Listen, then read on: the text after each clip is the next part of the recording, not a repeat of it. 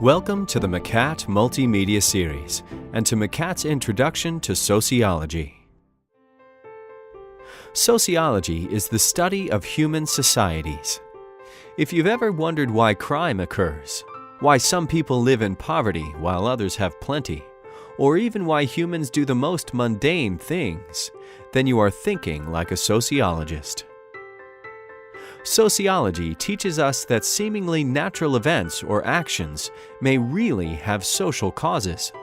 So instead of trying to understand human behavior by studying the individual, sociologists look at the wider context, at the historical events and the social processes that channel individual behavior.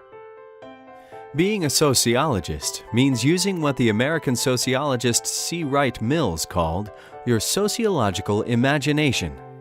It means thinking yourself away from everyday experiences and discovering that many apparently purely personal events are the products of something vastly more substantial.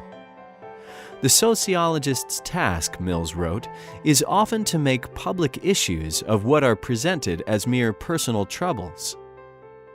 Following Mills's advice means understanding the relationship between the individual and society. This has been one of sociology's key tasks ever since its founding around 1850.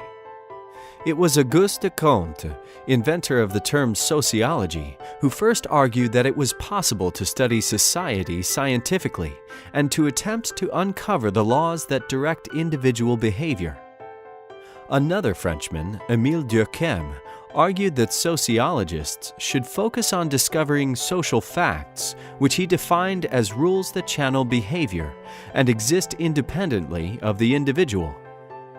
In Suicide, a study in sociology, Durkheim tried to show that suicide was a social fact, not an individual act.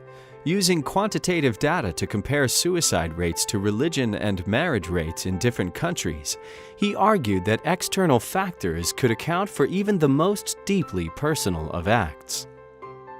For much of its history, from Durkheim to the work of Talcott Parsons, the American developer of the general theory of action, and Robert Merton, the first writer on the sociology of science, the discipline was concerned with understanding how social cohesion can exist despite conflicting interests.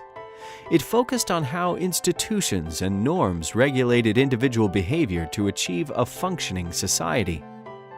But later, sociologists such as George Herbert Mead and Herbert Bulmer studied the interactions between individuals, a strategy that Erving Goffman pursued in his The Presentation of Self in Everyday Life, to argue that social life consists of the management of impressions, to the extent that society can be likened to a play, in which individuals are both actors and audience members. Sociology also studies deviations from the norm. Howard S. Becker studied marijuana users and dance musicians to understand how some behaviors come to be labeled as deviant. And Stanley Cohen, in Folk Devils and Moral Panics, looked at 1960s beachfront riots between mods and rockers to show how sensationalized media coverage creates exaggerated moral panics, reflecting the fear that the whole country is losing its way. The French theoretician Michel Foucault made radical contributions to the same field during the 1970s, arguing in Madness and Civilization that our understandings of mental illness are shaped by the medicalized language that doctors use to talk about it. And in Discipline and Punish, he traced the ways in which criminals, understood as a group with specific characteristics, emerged alongside the development of the modern prison. For Foucault, power and knowledge are intimately linked, and the prison influences other institutions, such as hospitals and schools, in which subjects are controlled by both surveillance and categorization.